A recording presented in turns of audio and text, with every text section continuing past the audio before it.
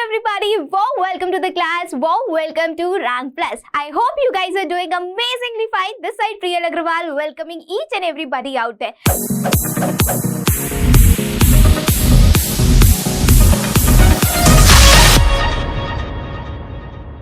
तो हमने quadratic equation already कर लिया था. आई होप आपने उसके सारे पार्ट्स देख लिए हैं. हमने एक एमसीक्यू का सेपरेट पार्ट किया है क्योंकि सेक्शन ए जो है that is completely dedicated to MCQs. तो काफ़ी अच्छे क्वेश्चन है. अगर वीडियो नहीं देखा है तो जाकर ज़रूर देख लीजिएगा. आज हम क्लास में करने वाले हैं triangles. Triangles is again good weightage chapter. Exam में अगर मैं ट्राइंगल्स की बात करूँ तो 9 मार्क्स का देखने को आपको मिलेगा इन योर बोर्ड्स 2024.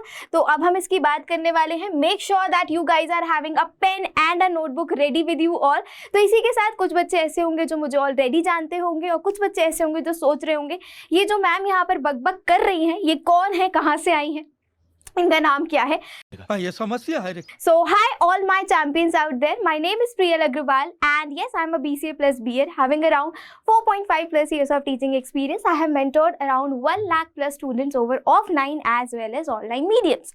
तो ये बात तो हो गई मेरे बारे में. अब बात कर लेते हैं हम जिसके बारे में बात करने आए हैं. That is the chapter triangles. तो triangle is nothing new term for you all. आपके लिए कुछ नया नहीं है. आप सब लोगों ने ट्राइंगल क्लास 6, 7th, 8th से आप पढ़ते हुए आ रहे हो कि ट्राइंगल इज अ पॉलीगॉन जिसके पास 3 साइड्स होती, राइट कोई नई चीज नहीं है. 3 साइड्स होती हैं और 3 अलग अलग एंगल्स होते हैं ट्राइंगल में. ट्राइंगल की एंगल सम प्रॉपर्टी मतलब ट्राइंगल के इंटीरियर एंगल्स का सम होता है 180 डिग्री. ये आपने क्लास 7th, 8th में सीखा हुआ है. There are 3 different types of triangles on the basis of sides and 3 sides के बेसिस पर 3 अलग अलग तरीके के ट्राइंगल्स हैं और on the basis of angles 3 अलग अलग टाइप्स ऑफ ट्राइंगल्स है. साइड्स के बारे में अगर हम बात करें तो there is a scalene triangle, isosceles triangle and equilateral triangle. अब स्केलेन ट्राइंगल क्या होता है? एक ऐसा ट्राइंगल जिसकी तीनों साइड्स अलग हो, जिनकी तीनों साइड्स का मेजरमेंट अलग हो, वो तो आता है आपका स्केलेन ट्राइंगल की कैटेगरी में. अब बात करते हैं आइसोसेलेस ट्राइंगल क्या है. एक ऐसा ट्राइंगल जिसकी 2 साइड्स का मेजरमेंट इक्वल हो और थर्ड साइड अनइक्वल हो, मतलब 2 साइड्स इक्वल हो और थर्ड अनइक्वल हो, that will come under the category of isosceles triangle. और इक्विलैटरल ट्राइंगल होता है जिनकी तीनों sides, okay if this is a triangle तो तीनों साइड्स का जो मेजरमेंट है वो इक्वल होगा तो वो इक्विलैटरल ट्राइंगल में आएगा.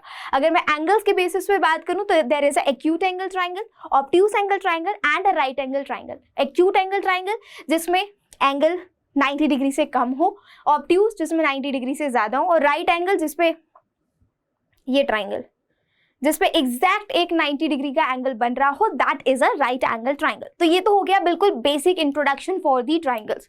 आई होप सबको याद आ गया होगा. क्विक रिकैप दे दिया मैंने आपको अबाउट दी ट्राइंगल्स. अब बात करते हैं similar triangle versus congruent triangle. आपने क्लास 9th में ऑलरेडी कॉन्ग्रुएंट ट्राइंगल्स पढ़े हुए हैं, कॉन्ग्रुएंसी रूल्स पढ़े हुए हैं.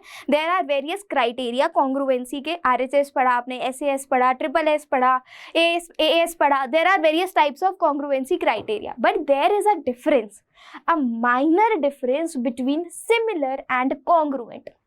देखो सिमिलर क्या होता है, आपने अक्सर ये शब्द सुना होगा ना, you are too similar from your mother. आप अपनी मम्मी से बहुत मिलते हो या आपकी शक्ल है जो वो बहुत सिमिलर है आपके पापा से. आपने अक्सर ये शब्द सुना होगा. सिमिलर का मतलब कुछ रिजेंबल करता है, एकदम हूबहू सेम तो नहीं कहलाता. लेकिन कॉन्ग्रुएंसी में क्या होता है, एक ऐसी चीज, एक ऐसी फिगर, एक ऐसा ऑब्जेक्ट जो हूबहू उसके जैसा दिखता हो, उसके जैसी प्रॉपर्टीज कंटेन करता हो, तो वो आता है आपका कॉन्ग्रुएंट में. और एक ऐसी चीज जो सेम प्रॉपर्टीज कंटेन करता हो, जिसके एंगल्स इक्वल हो और साइड्स का रेशियो इक्वल हो, वो होते हैं आपके सिमिलर. एक एग्जांपल से समझते हैं. यहाँ पर आपको 2 पेंटागॉन्स दिए हुए हैं, शेप सेम है बट साइज अलग अलग है, एंगल सेम है बट साइज डिफरेंट है, तो ये आपका सिमिलर की कैटेगरी में आएगा. और अगर मैं कॉन्ग्रुएंट की बात करूं, एग्जैक्ट हूबहू, यहाँ पर पेंटागॉन है, यहाँ पर पेंटागॉन है, सेम साइज है, सेम एंगल्स है, तो ये आपके कॉन्ग्रुएंट हो गए. एक बेसिक एग्जांपल लेकर बात करते हैं. ये मेरे पास 2 बॉटल्स हैं, ठीक है. इसका साइज आप सबको दिख रहा है स्क्रीन पर, इसका साइज आप सबको दिख रहा है स्क्रीन पर, दोनों के साइज बिल्कुल सेम है। सो दिस बॉटल, अगर इस बॉटल का नाम A है और इस बॉटल का नाम B है, तो these two bottles are congruent with each other. ये दोनों बॉटल्स आपस में कॉन्ग्रुएंट है क्योंकि इसकी shape, size, volume, angle, everything is like each other, बिल्कुल सेम टू सेम। तो ये तो एग्जाम्पल हो गया आपका कॉन्ग्रुएंसी का। सिमिलरली एक और एग्जाम्पल लेकर चलते हैं। देखिए मेरे पास यहाँ पर 2 बैटरीज हैं। ये 2 बैटरीज जो है दिख रही हैं आपको, आई होप आपको दिख रहा होगा। ये जो 2 बैटरीज हैं, इन 2 बैटरीज की भी शेप, साइज सब कुछ सेम है, राइट? तो ये भी आपकी कॉन्ग्रुएंसी के अंडर आएंगी। बट अगर इस बैटरी को मैं इस बैटरी से रिप्लेस कर देती हूँ, अब आप देखो शेप बिल्कुल सेम है, एंगल सेम होंगे, बट जो साइड्स हैं वो सेम नहीं है। तो this will come under the category of similarity. ये जो 2 चीजें हैं, ये जो दो ऑब्जेक्ट्स हैं, ये आपके सिमिलर की क्राइटेरिया में फॉल करेंगे। आई होप आपको सिमिलैरिटी और कॉन्ग्रुएंसी में डिफरेंस समझ में आ गया विदाउट एनी इशू। जल्दी से बता दो, पक्का? श्योर? क्लियर हो गया? चलो अब एक बहुत ही इंपॉर्टेंट कॉन्सेप्ट जो आपका इस चैप्टर में आपको बहुत हेल्प करने वाला है।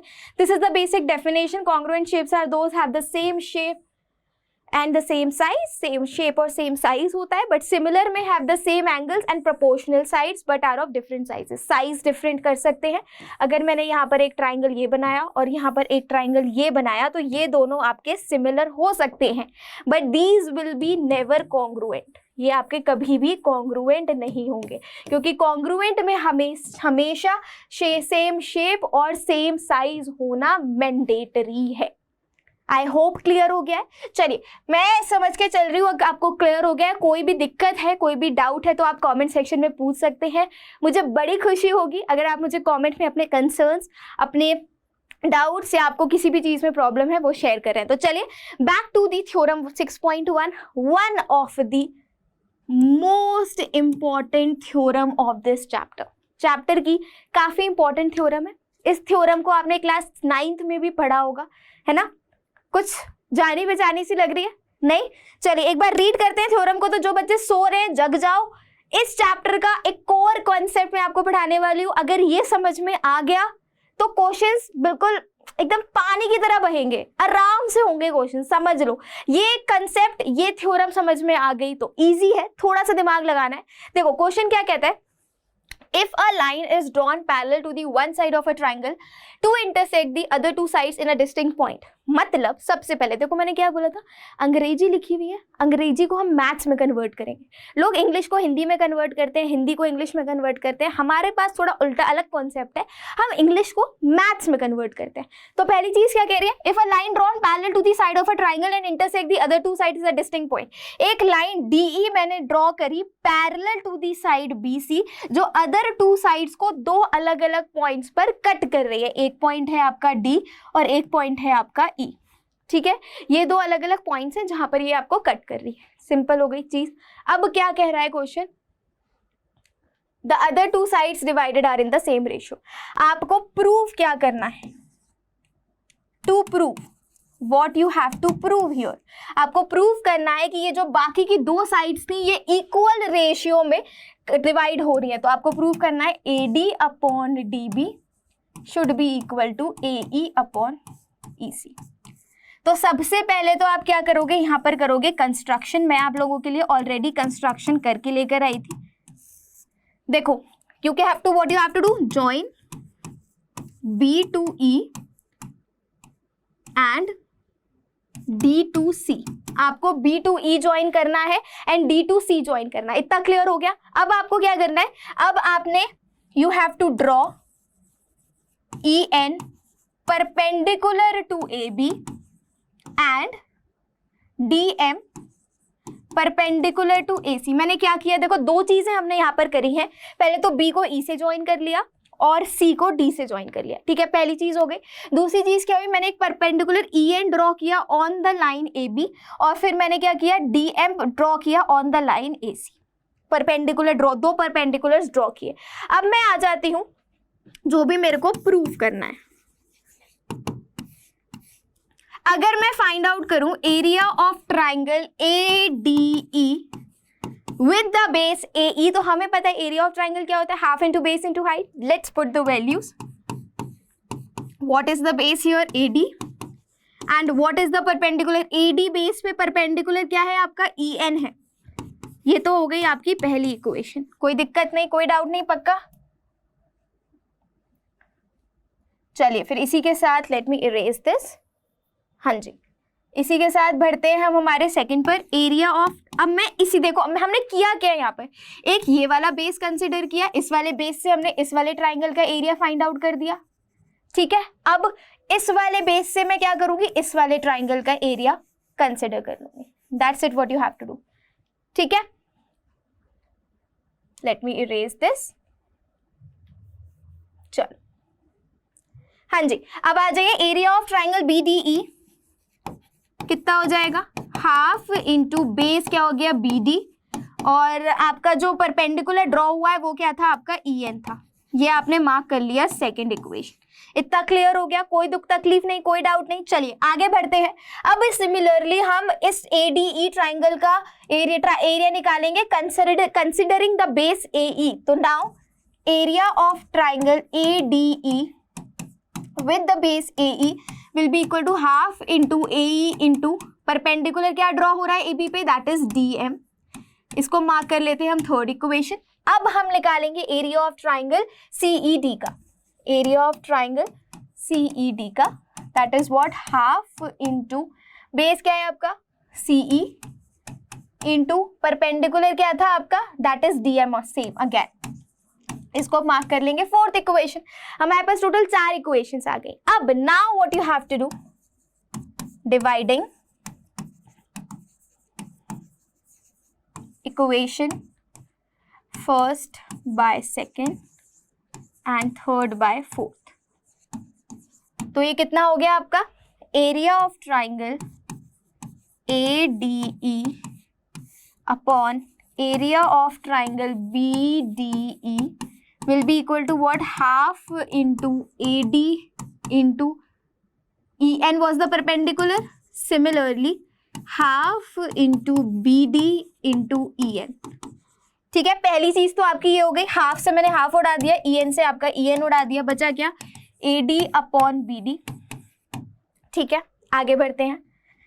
Area of triangle ADE upon area of triangle CED that is equal to what, half into AE into DM upon half into CE into DM. Again DM से DM cancel, half से half cancel, क्या बच गया मेरे पास, AE upon CE. हमें prove क्या करना था, this upon this should be equal to this upon this. Now we know it. Triangle BDE and triangle CED are on same base and between same parallels and between same parallel. Therefore, area of triangle BDE will be equal to area of triangle CED. तो अभी हम यहाँ से कह सकते हैं that this will be equal to this. Let me write it on the next page. That AD upon DB is equal to AE upon EC, जो कि हमें प्रूव करना था. And here we go. Hence proved. हमने ये चीज आपकी prove कर दी. आई होप कोई दिक्कत नहीं है, कोई डाउट नहीं है, अच्छी तरीके से आपको समझ में आ गया है. Right everybody, wonderful. इसी के साथ हम बढ़ते हैं आगे की तरफ. नेक्स्ट क्वेश्चन, जो अभी हमने थ्योरम पढ़ी उसी का यूज करके, उसी की हेल्प से हमें ये क्वेश्चन भी आपका सॉल्व करना है. तो ध्यान से समझेंगे क्या कह रहा है question. In the figure PS upon SQ is equal to PT upon TR. ठीक है, ये जो चीज हमारे पास गिवन है एवरीबॉडी की PS upon SQ is equal to PT upon TR, ये जो चीज आपके पास गिवन है ऑलरेडी, इससे हम क्या कह सकते हैं कि ST will be parallel to QR, because ये कन्वर्स ऑफ BPT थ्योरम कहती है. Right, converse of BPT theorem यही कहती है आपकी. Let me change the colour.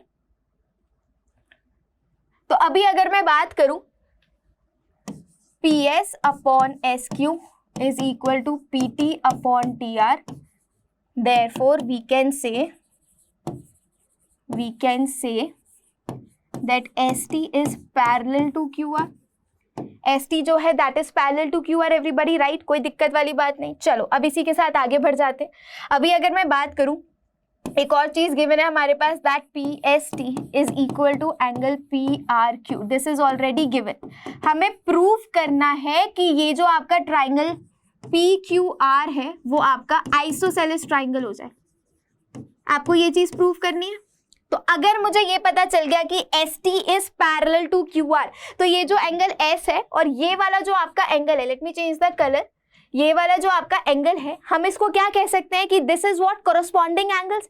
ये आपका कॉरस्पॉन्डिंग एंगल हो जाएगा because ST is parallel to QR. तो if this angle is equal to this angle and this angle is equal to this angle, तो हम डायरेक्टली कह सकते हैं कि angle PQR will be equal to angle PRQ, right और not. तो अगर मैं यहाँ पर लिखूं angle PST will be equal to angle PQR, corresponding angles, ये आपके क्या हो गए, करस्पॉन्डिंग एंगल्स हो गए. कोई कंफ्यूजन नहीं, कोई डाउट नहीं. अब इसी के साथ आगे बढ़ जाते हैं.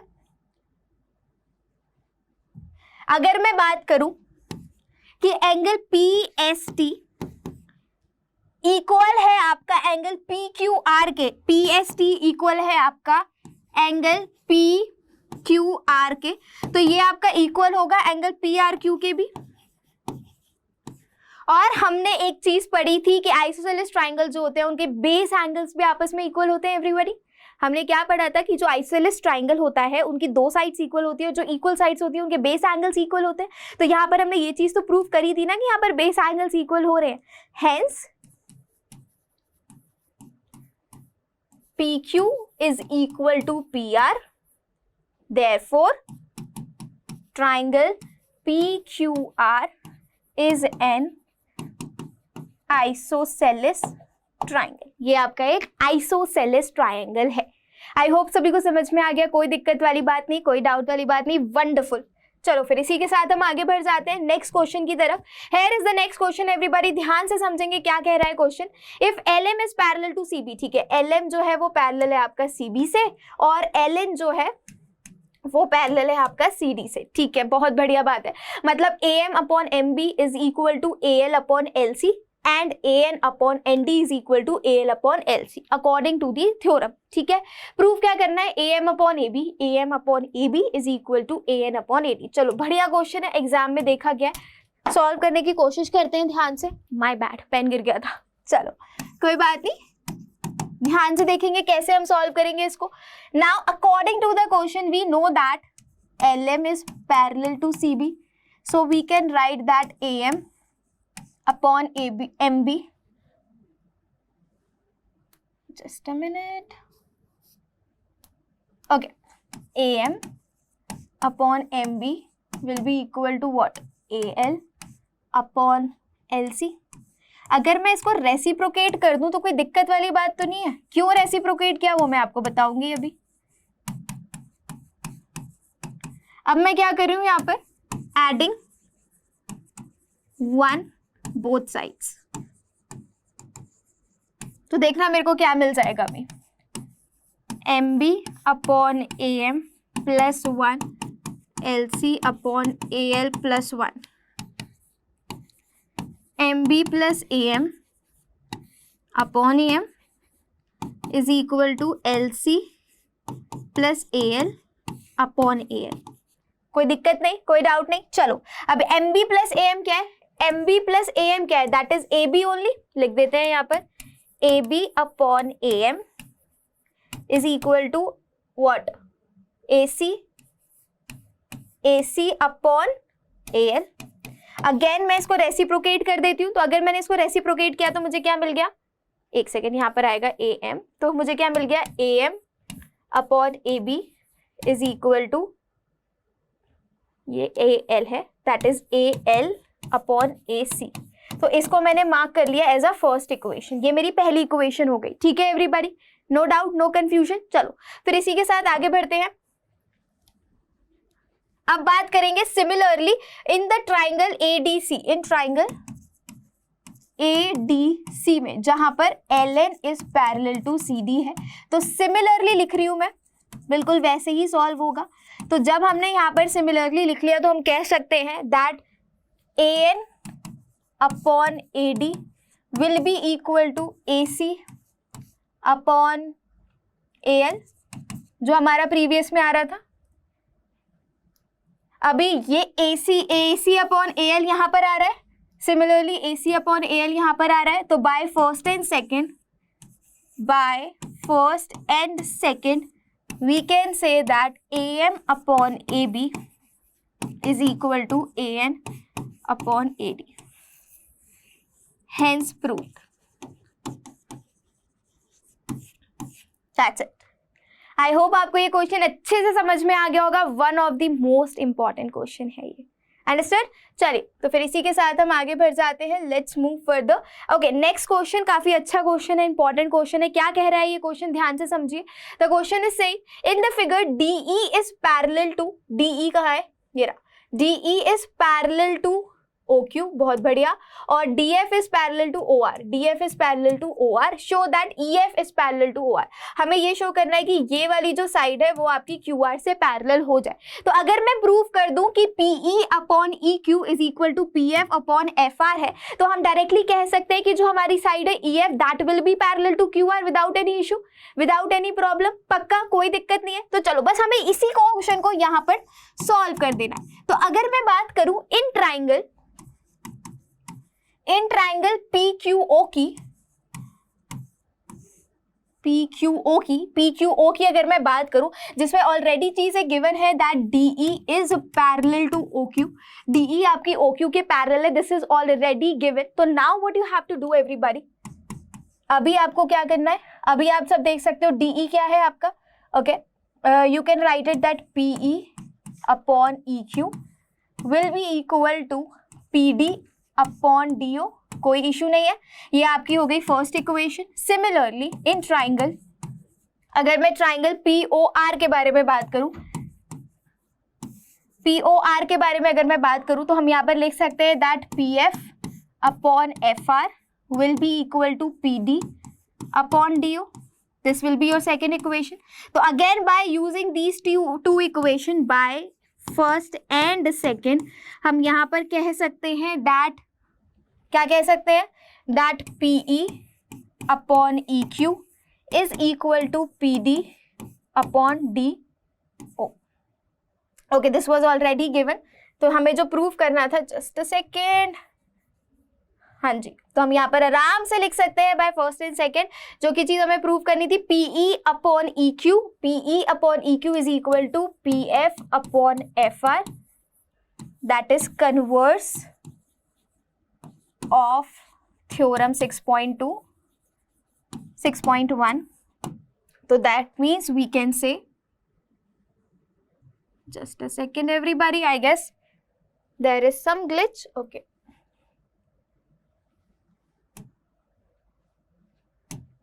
Okay fine.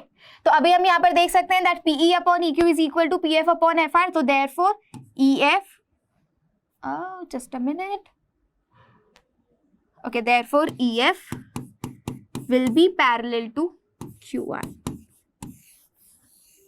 hence proved। ये चीज हमने प्रूव कर दी। आई होप आपको ये क्वेश्चन अच्छी तरीके से समझ में आ गया होगा। इसी के साथ आगे बढ़ते हैं everyone. So now here are the different criterias to prove the similarity of triangles. हमने कॉन्ग्रुएंसी के क्राइटेरियाज पढ़े हुए हैं। आज हम बात करने वाले, नहीं आज मैं बेसिक इंट्रोडक्शन दे रही हूँ। In the next class we will going to talk about the similarity criteria for the triangles. क्या क्या होते हैं, एक होता है triple A, that is angle angle angle, और double A angle angle. Then next is your triple S, side side side, and then there is SAS, side angle side। ठीक है, सो ये तीन क्राइटेरियाज हैं जो आपको दो ट्राइंगल्स को सिमिलर प्रूफ करने में हेल्प करते हैं। इसको डिटेल में जानेंगे इन the next class everybody. So that's all for today. I hope आपने इस वीडियो से कुछ नया और कुछ इंपॉर्टेंट सीखा होगा। एंड मेक श्योर कि आप जब भी मेरी क्लास अटेंड करें, you guys are having a pen and a notebook, so that मेरे साथ आप लोग भी क्वेश्चन सॉल्व करो। इसीलिए मैं सॉल्व करती हूँ यहाँ पर कि मैं चाहती हूँ मैं जो यहाँ पर सॉल्व करूँ वो आप तक पहुँचे और आप भी उसको अपनी कॉपी में सॉल्व करो। Understood? So that's all from my end, everybody. I hope you understood the entire thing, whatever I have taught you in this lecture. So that's all for today. This side Priyal Agrawal, your maths educator, signing off. मिलती हूँ आप सभी से next class में. Till then, take care of yourself, everybody. Stay safe, पढ़ते रहो और yes, question solve करना मत भूलना. Take care. Bye.